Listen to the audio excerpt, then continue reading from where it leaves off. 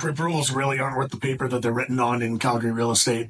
And it's an interesting conversation that's come up here in the last week amongst realtors in town, why most of us don't provide a pre-approval or ask for one during a process. Personally, if it's my buyers, I like to include the pre-approval letter just because every little bit helps. But the reasons why it doesn't matter that much, and when I'm on the seller side, these are what I'm pointing out, is one, your pre-approval doesn't mean anything if the house appraises less than the purchase price. So take, for instance, you're pre-approved at $500,000. You do an offer at $500,000, but the house appraises at $450,000. The buyer is responsible for making up that $50,000 gap. You could be pre-approved for $10 million. You still have to make up that gap between the purchase price and the appraisal.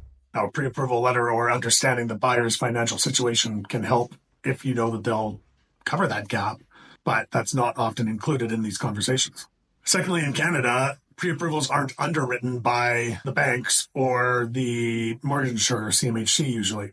So you usually have a mortgage broker or somebody representing the lender who is looking at your information and giving you an approval number, but it's actually not underwritten ahead of time. So when it goes to the underwriting process, they will sometimes find things that might not have come up originally or circumstances change.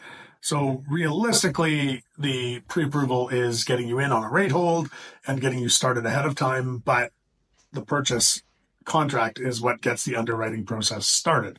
If they did it ahead of time, there would be a massive backlog, and it would take a lot more time to get your real mortgage approved once you had the deal in place. Wouldn't be good for anybody, at least in this current system. So how do you avoid it? One is knowing as much as you can about the finances of the situation from the seller side of the buyer. If your buyer is providing as much information as possible, if you're worried about the gap, know the true value of the home, understand the possibility of the buyer to cover that gap. And then two is just making sure that you have an understanding of that pre-approval and the finances going in so that there aren't any surprises when we're getting that actual approval. Lots of questions can come up. Again, everybody's differently. If you have questions, shoot me a note. My DMs are open.